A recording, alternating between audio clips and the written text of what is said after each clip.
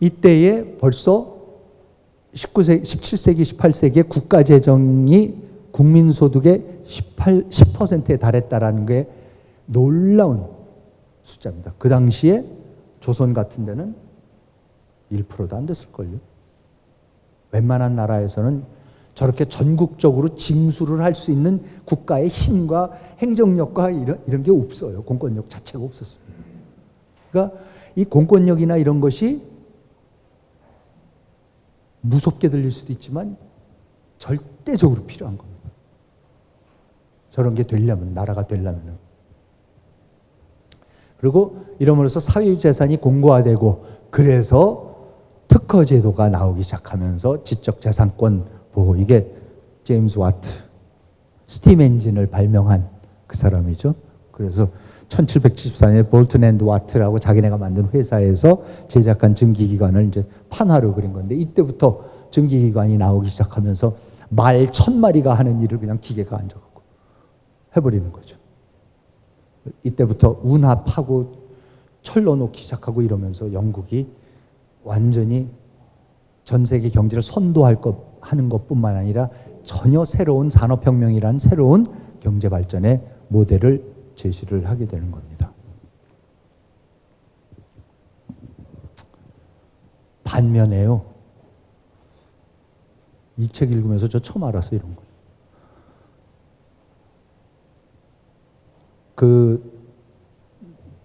구텐베르그가 저때쯤 인쇄기가 나오지 않습니까?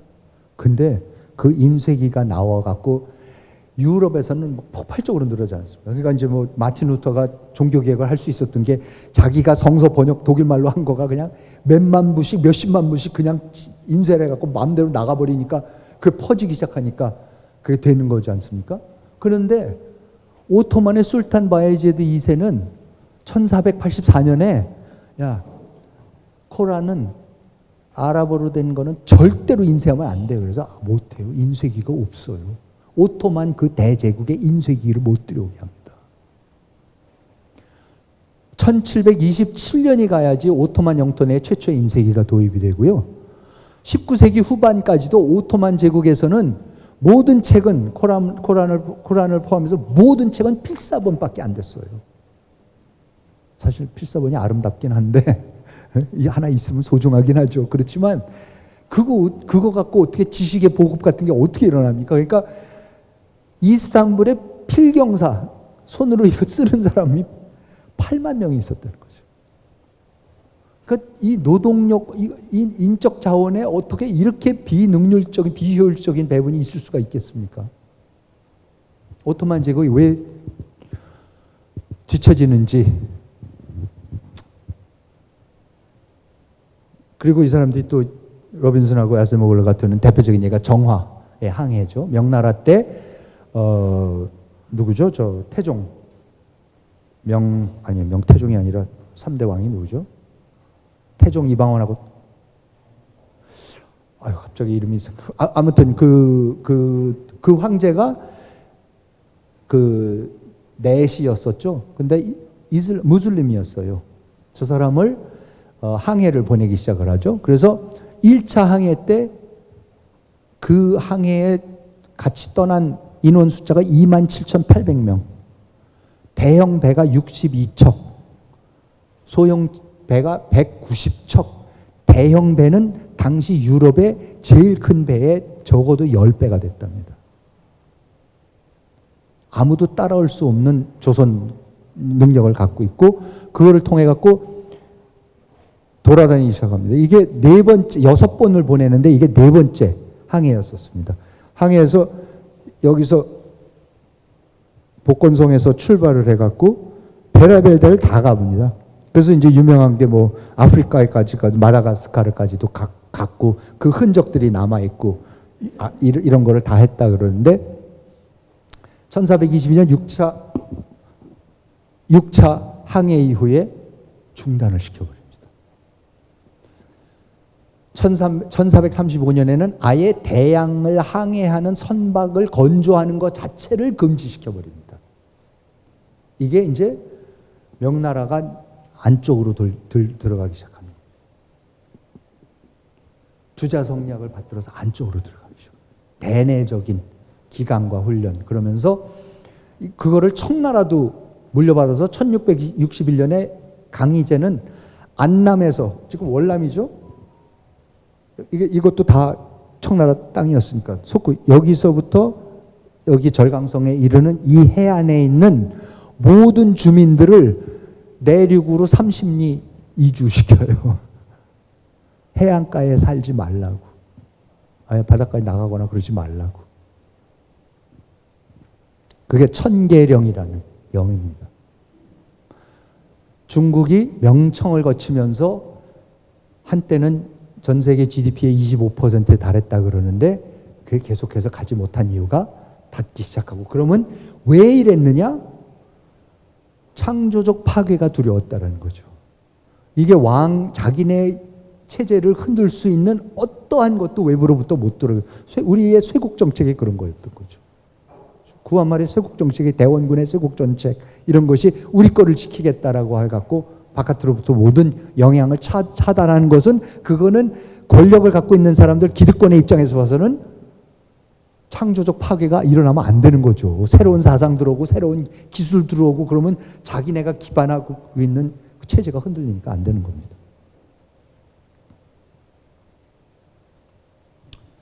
끝으로 제가 빨리 한국의 포용적 제도의 진화에 대해서 저 나름대로 이 책을 읽으면서 아까 잠깐 말씀드린 대로 제가 쓰고 있는 한국 사람 만들기랑 어떻게 이게 접목이 되는가 했더니 제가 어쨌든 접목이 잘 되는 것 같습니다. 그래갖고 제가 요새 굉장히 이걸 갖고 많이 고민을 하고 있는데, 이제 한번 여러분들한테 테스트를 지금 해보는 겁니다. 이 태제가 말이 되는 태제인지. 진짜 이 포용적인 제도로 우리가 가고 있다, 한국이. 그러니까 큰 태제는 뭐냐면 정말로 지난 100년, 150년의 우리의 역사를 보면은 정말로 약탈적이고 극소수를 위한, 엘리트를 위했던 체제에서 어쨌든 온갖 우여곡절을 겪고 저항하고 싸우고 투쟁하고 그러면서 끊임없이 많은 사람들이 더 많은 기회가 생기고 경제에 참여를 할 수 있게 되고 정치에 참여를 할 수 있게 되는 역사가 전개된 건 분명합니다. 그래서 저는 우리가 로빈슨이나 이런 사람들이 한국에 와서 야, 어떻게 너희는 이렇게 경제 발전한다 그러면 사실 우리도 놀래거든요. 우리는 맨날 투쟁만 하고 싸움만 하고 맨날 뭐 쿠데타만 일어나고 무슨 뭐 이상한 일만 일어나고 뭐 제대로 되는 거 하나도 없었던 것 같고 뭐 맨날 북쪽에서 쳐내려올 것 같고 뭐는 잘못한 것 같고 역대 대통령들은 다 저렇게 비극적인 거, 이게 잘 되는 게 뭐가 있는 건지 하나도 모르겠는데 아무튼 객관적으로 보면 무지하게 잘 되고 있어요. 이게 도대체 뭐지? 그러고 있었거든요, 늘. 이거 왜 뭐가 잘 됐다는 거야? 이거 사실 잘 되는 거 아니야. 이거 안 돼. 곧 무너질 것 같아. 사실 우리 굉장한 그 위기의식 속에서 사는데 저 사람들은 와갖고, 야, 도대체 무슨 소리 하냐? 너희같이 지금 잘 되고 있는 나라가 어디 있는데 왜 그런 걱정하냐고 하는데, 그러면 정말 다시 생각을 해야지. 그러면 우리가 걱정하고 있는 부분하고, 그리고 실제로 살아온 역사가 투쟁과 반목과, 그렇죠? 저항과 폭력과 압제와 억압과 이거의 역사였던 거 분명하거든요. 그런데 왜 오늘 또 나라는 이렇게 잘 됐냐는 거죠.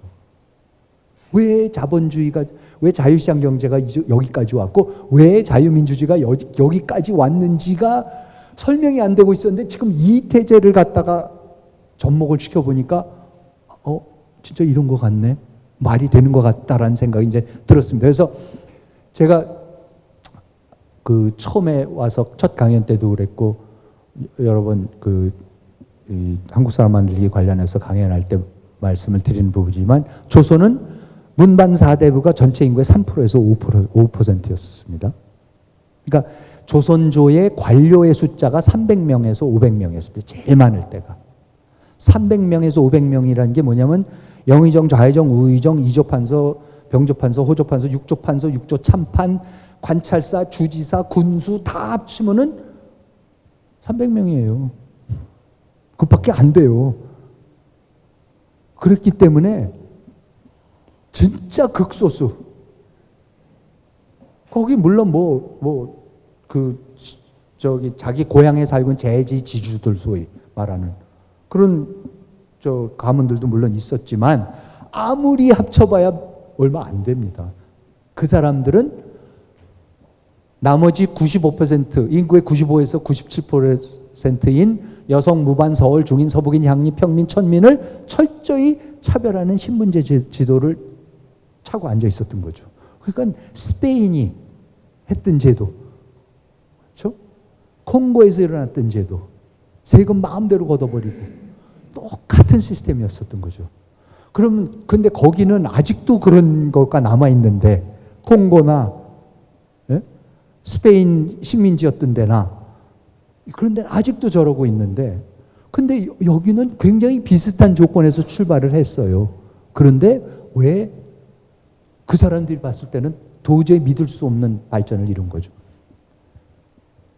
19세기 말은 완전 실패 국가. 그런데 이제 19세기 말부터 일본의 개화 사상, 미국의 기독교 사상이 전파되고 민족주의, 공산주의 사상이 전파되면서 결국은 조선의 신분제, 남존여비, 지역차별주의 이런 거는 나쁘다는 얘기는 이미 19세기 말부터 계속해서 들어오죠. 뿐만 아니라 강화도 조약으로 1876년에 부산, 인천, 원산이 개항을 하면서 조선도 굉장히 뒤늦게 소위 개항장 이 트리티 시스템 그 국제 질서에 편입이 되기 시작하는데 그러면 그때에 우리가 그냥 편입이 됐다라고 쉽게 생각할 게 아니라 편입이 되면은 그럼 뭐를 해야 될 거냐? 그러면 개항을 했다? 그러면 제물포에다가 세관을 열었다? 그러면 세관이 뭐 하는 데지? 그러면 세금이 뭐 해관 그러니까 관세가 뭐야? 관세를 왜 매기는 거야? 얼마를 매길 수가 있는 거야? 이거를 누군가가 알아야 할 거 아니에요. 그럼 국제법이 뭐야? 그럼 국제법을 누가 알아야 되는 거고 어느 나라에서 몇 프로 이런 걸 알아야 되고 그다음에 그걸 계산을 할 수 있는 또 회계를 볼 줄 알아야 되는 거예요. 그리고 그런 거를 협상을 하려고 그러면 외국어를 해야 되는 거고. 그러니까 이 사람들이 뭐예요? 율관, 산관, 뭐죠? 또 하나가 역관. 근데 율관, 산관, 역관들은 다 뭐예요? 사대부들이 했습니까? 아니요. 저 밑에 중인들, 잡과친 중인들한테 시켰던 거죠. 그런데 그 사람들이 필요하게 되는 거죠.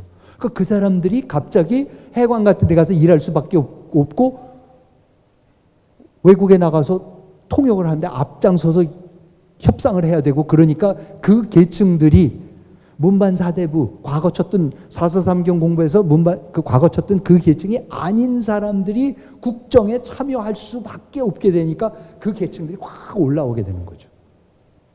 그러면 뭡니까? 훨씬 더 포용적인 사회. 그러니까 문반 사대부들이 그 사람들을 포용하려고 해서 그런 게 아니라 체제가 바뀌니까 어쩔 수 없이 그 사람들을 포용할 수밖에 없는 체제가 필요하니까. 그래서 결국은 일관, 상관, 역관, 중인, 무반, 서울, 서북인 이 사람들이 신분 상승을 일으킵니다. 굉장히 문제의 소지가 있는 발언을 하겠습니다. 이건 나중에 법률방송에서 좀 편집을 해도 좋을 것 같기도 한데. 자, 일제시대가요. 조선체제 하에서 민족은 분명히 국권을 뺏기고 황국 신민이 돼버린 거 맞습니다. 국권 뺏긴 거 맞습니다. 그런데 나라 뺏긴 거 말고 조선의 여성들 입장에서는 조선이 애절량의 조선이 더 기회가 주어진 사회였습니까? 일제시대입니까? 그건 이론의 여지가 있을 수가 없어요, 사실은.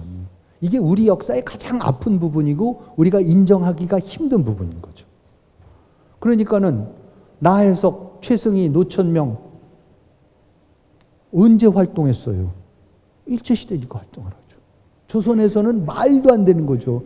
최근에 보니까 최승희가 무슨 무용복 입고 있는 어떤 오래된 사진도 발견됐다 그러는데 그런 옷을 입고 조선 여성이 어디를 다닌다는 말이 안 되는 거였죠. 무슨 뭐 연애를 한다, 뭐 공개 연애를 한다, 무슨 뭐 말도 안 되는 일들만 벌리는 거 아닙니까? 그리고 진짜로 그 시대에 김한란 박사 같은 분들은 진짜 여성 교육을 위해서 이거를 어떻게 여성들이 해요? 이런 이 역설,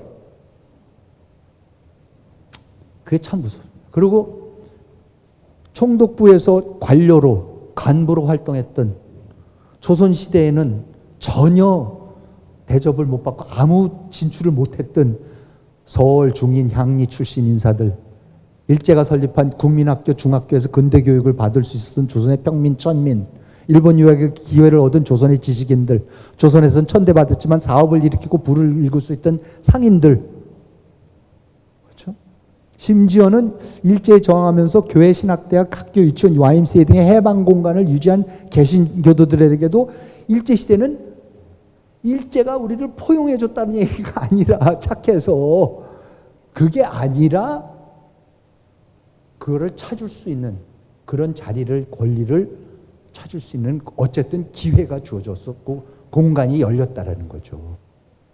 그러니까 이 많은 사람들이, 전에는 완전히 정치, 경제에서 배제됐던 사람들이 참여를 할 수 있게 되기 시작을 하는 거죠.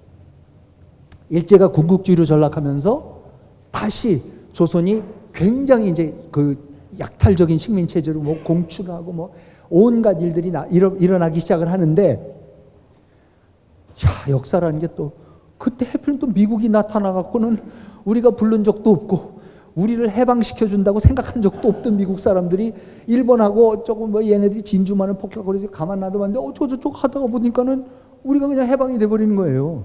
그러고는 이건 또 뭐야 해갖고는 미군이 뒤늦게 이런 나라도 있었네 하고 와갖고는, 야 그런데 그걸 하려면 민주주의야 그랬더니 또 뭐 이승만 박사 이런 사람들이, 기독교인들이 또 많어. 또 어디서 또 저 와갖고 또 이런 식으로 하자고 그러고 하는 거예요. 그래서 48년에 우리가 다 독립국가의 조선의 백성, 일제의 황국 신민들이 대한민국의 국민이 되고, 조선의 성인 남녀들이 1948년 재헌 국회 때부터 아예 그냥 처음부터 우리는 여성들이 똑같은 투표권을 그냥 가져버려요. 이런 포용적인 제도가 어디 있습니까? 이건 진짜 포용이에요. 이건 모든 의미에서 포용이었죠. 그리고 나서도 독재, 쿠데타, 부마 사태, 5.16, 광주, 이건 60 항쟁, 그 다음에 수없는 노동쟁이, 이런 거를 보고 있으면 와, 이 어지러웠던 세월, 이게 뭐지? 그랬었는데, 근데 우리가 지금 이 누리고 있는 거는 분명히 그 세월을 겪어왔기 때문에 누리는 거거든요. 저거는 완전히 별개고 우리가 따로 뭐를 해서 이게 된 게 아니라 저것과 우리가 지금 일군 거는 똑같은 거예요. 그 양면성을 그걸 어떻게 보여주냐? 저는 지금 왜 국가는 실패한가라는 이 책을 쓴 아제모글로하고 로빈슨의 태제가 너무나도 그걸 잘 보여주고 있다고 저는 생각을 하는 겁니다. 한국이 얼마나 포용적인 국가인지 아세요? 이게 지금 그 과학기술 연구하는 사람들, R&D 쪽에 연구하는 그러니까 연구자들의 100만 명당 연구자들의 숫자예요. 누가 제일 많습니까? 이게 중국, 미국, 독일, 일본, 2021년 현재 우리가 100만 명 단위로 치면은 과학기술 연구 인력이 제일 많아요, 세계에서. 이거 그냥 유네스코 인스티튜트에서 나오는 자료들이에요. 또 보여드릴까요? 아까 특허 말씀드렸잖아요. 매년 100만 명당 특허 출원하는 사람의 숫자.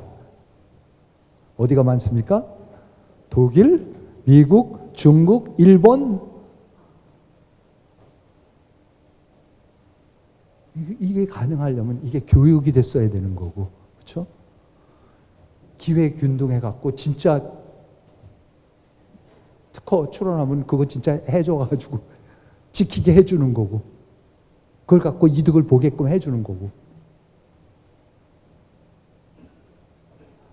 100만 명당 1996년에서 2020년까지 과학저널, 그 다음에 기술 저널에, 주요 과학기술 저널에 논문을 낸, 그러니까 논문 숫자 100만 명당 우리가 미국보다도 많아요. 비율로 따지면 세계에서 제일 많아요.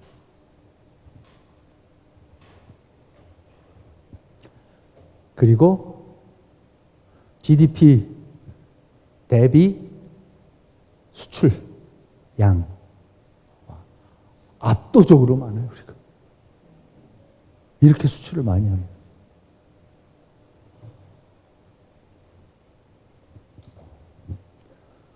진짜 보면은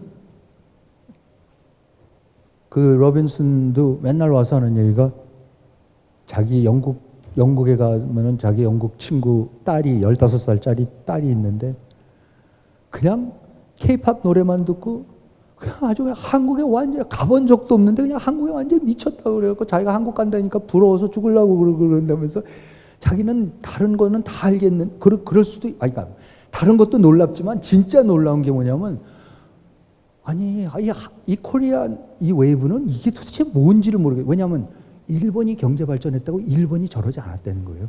독일도 안 그랬고 프랑스도 안 그랬고 아무도 안 그랬대. 그냥 한국만 이게 되는 건 이건 또 무슨 뭐냐는 거죠. 그래서 그렇게 부러워하고 놀라워하고 그럽니다. 그러니까 우리의 이 양면성, 이 우리 역사의 이 양면성이 근데 따로 떨어져 있는 게 아니라 같이 가는 거다. 그거를 설명해 주는 거는 아제모글로하고 로빈슨의 틀이다.